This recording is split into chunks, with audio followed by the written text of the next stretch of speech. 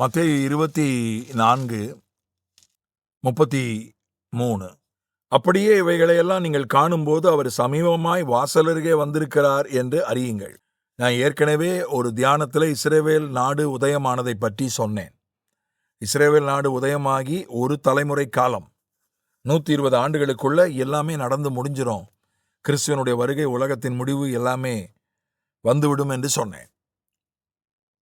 அதை ஆண்டவர் அதை குறித்து சொல்லும் பொழுது, இவையெல்லாம் நடக்கும்போது, இவைகளையெல்லாம் நீங்கள் காணும்போது, இவைகளை அத்திமரத்தினால் ஒரு உவமையை கற்றுக்கொள்ளுங்கள். இஸ்ரவேல் நாடு உதயமாகும்போது கிறிஸ்து வாசலருகே வந்துட்டார்னு அர்த்தம்.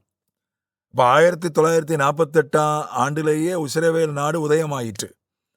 கிபி 70 அளிக்கப்பட்ட இஸ்ரவேல் நாடு சுமார் 1900 வருஷம் இஸ்ரவேல்னு ஒரு நாடே கிடையாது.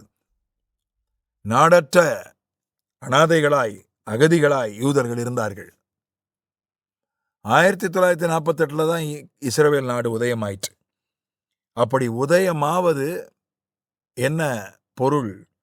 எதை குறிக்கிறது? கிறிஸ்து வாசல் அருகே வந்து விட்டார் என்பதை குறிக்கிறது. அப்போ வாசல் அருகே வந்தவர் ஏன் உள்ள வரல? இப்போ 2024, அது ஒரு 52, இது ஒரு 24, 76 வருஷம் ஆயிடுச்சே. 76 வருஷமா அவர் வாசல்ல நின்றுட்டு இருக்கிறா, என்னையாது என்று ஒரு பெரிய ஆச்சரியம் ஏற்படலாம், கேள்வி ஏற்படலாம். யாரையாவது 76 வருஷம் நிறுத்தி வைக்க முடியுமா வாசல்ல? அவருக்கு ஒரு நாள்ன்றது ஒரு 1000 வருஷம்னு எடுத்துக்கொண்டாலும் கூட, ஒருத்தரை அவ்வளோ பெரிய தேவனை வாசல்ல நிறுத்தி வைக்க முடியுமா? அவர் தான் வாசல்ல நிற்பாரா அப்படின்ற ஒரு கேள்வி எழும்புது. 2 வசனங்கள் அவர் வாசலில் நிற்பதை குறித்து வேதத்தில் சொல்லப்பட்டிருக்கின்றன. அதை ஒப்பிட்டு பார்க்கும்போது கொஞ்சம் வெளிச்சம் நமக்கு கிடைக்கும். அவர் வாசல் அருகே வந்திருக்கிறார், இன்னும் அவர் வரவில்லை, உள்ளுக்குள்ளே வரவில்லை என்பதற்கு ஒன்றுக்கு மேற்பட்ட காரணங்கள் உண்டு. அதில் 1-2 காரணங்களை நான் காட்ட விரும்புகிறேன். வெளிப்படுத்தல் 3:20, இதோ வாசல் படியிலே நின்று தட்டுகிறேன், ஒருவன் என் சத்தத்தை கேட்டு கதவை திறந்தால் அவனிடத்தில் நான் பிரவேசித்து அவனோடே போஜனம் பண்ணுவேன், அவனும் என்னோட போஜனம் பண்ணுவான். இது லவோதிக்கேயா சபைக்கு எழுதப்பட்ட வசனம். லவோதிக்கேயா சபை இன்றைக்கு இருக்கிற சபை. நம்ம லவோதிக்கேயா சபை காலத்தில் தான் இருக்கோம். வெதுவெதுப்பான சபை காலத்தில் தான் இருக்கோம். நிர்வாணமான சபை, வெதுவெதுப்பான சபை, குருட்டு சபை, தரித்திரம், ஆவிக்குரிய தரித்திரம் உள்ள சபை இப்போ இருக்கிற சபை. அப்படிதான் பைபிள் சொல்லுது. ஆனால் நாம் வேற மாதிரி நினச்சிட்டு இருக்கிறோம். இதுதான் கசப்பான உண்மை. இந்த சபைக்கு தான் ஆண்டவர் சொல்றாரு, வாசல் படியில் நின்று தட்டுறேன். அப்படின்னா என்ன அர்த்தம்? இந்த காலத்தில் தான் இஸ்ரவேல் நாடு உதயமாகும், அவர் வாசல் அருகே வந்துட்டார்னு அர்த்தம். ஆனால் திறக்கிறதுக்கு ஆள் இல்லை. சபை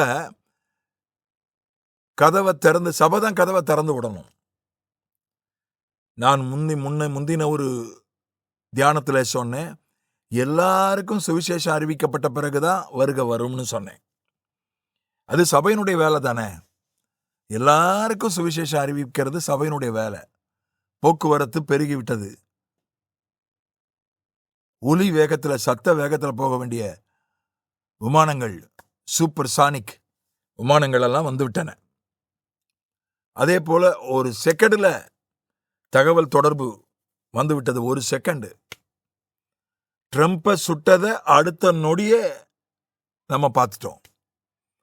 அவ்வளவு தகவல் தொடர்பு வந்துடுச்சு. இன்னும் உலகம் முழுவதும் எல்லாருக்கும் இன்னும் சுவிசேஷம் சொல்லப்படலை. சபை பொறுப்புள்ள சபையா இருக்கலை. சபை கதவை திறந்து விடலை. அதனால தான் ஆண்டவர் வரல. அது ஒரு காரணம். இன்னொரு காரணம், உன்னத பாட்டு 5ஆம் அதிகாரம் 2ஆம் வசனத்திலையும்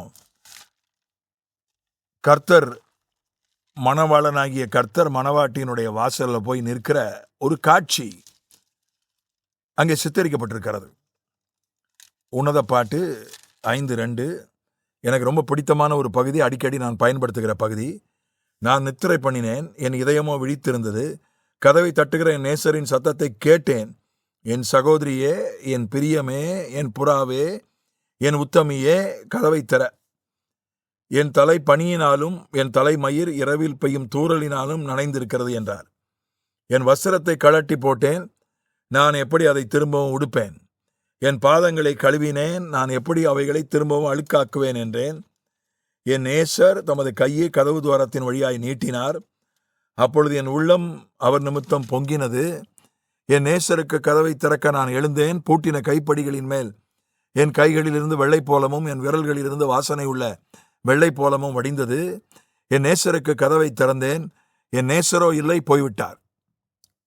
அவர் சொன்ன வார்த்தையால் என் ஆத்துமா சோர்ந்து போயிற்று. அவரை தேடினேன், அவரை காணவில்லை. அவரை கூப்பிட்டேன், அவர் எனக்கு மறு உத்தரவு கொடுக்கவில்லை.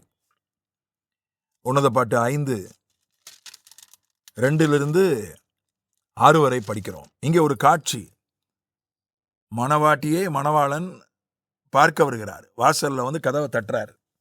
மணவாட்டி சொல்றா, நான் ட்ரெஸ் எல்லாம் மாத்திட்டு நான் இரவு உடையோடு தூங்கி கொண்டிருக்கிறேன். நான் எப்படி கதவை திறக்க முடியும்? என் பாதங்களை கழுவிட்டு, பாதங்கள்லாம் சுத்தமா இருக்குது, நான் இறங்கி திறந்தேன்னா பாதமெல்லாம் அழுக்காயிரும், நான் எப்படி திறக்க முடியும் அப்படின்னு மணவாட்டி பதில் சொல்றா.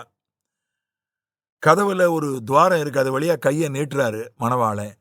அதை பார்த்தவொன்னே மணவாட்டியினுடைய உள்ளம் பொங்குகிறது. அதன் பிறகு கதவை திறக்க போறா. அதுக்குள்ள மணவாளன் போயிட்டார். அப்புறம் மணவாளனை போய் தேடுறான். ஒருவேளை நான் நினைக்கிறேன் ஆண்டவர் வாசலருக வந்துட்டு போயிட்டாரோ. ஏன்னா சபை சோம்பேறித்த ஒரு ஸ்தனமான சபையா இருக்கு. என்ன சொல்லுது? நிர்வாண சபைன்னு சொன்னேன். லவோதிக்கேயா, நீ நிர்வாணியா இருந்தோம் உன்னை ஐஸ்வர்ய சம்பன்னன் என்று சொல்லுகிறபடியால்னு லவோதிக்கேயா சபைக்கு வெளிப்படுத்தல் 3 அதிகாரத்தில் எழுதப்பட்டிருக்கிறது.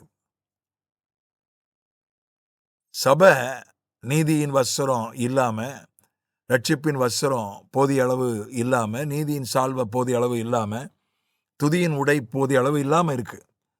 சபை நிர்வாணமா இருக்கு. சபை என்ன நினைக்கிறேன், சோம்பேறியா இருக்கு. என் கால் அழுக்காயிரும் அப்படின்னு சொல்லுது. அதனாலதான் பேதுருவுக்கு ஆண்டவர் பாதங்களை, சீடருடைய பாதங்களை ஏன் கழுவினார்னா, நீ போய் எனக்காக போய் நீ சுவிசேஷத்தை அறிவிக்கணும். அப்போ பாதம் அழுக்காகும், மறுபடியும் நீ கழுவணும்.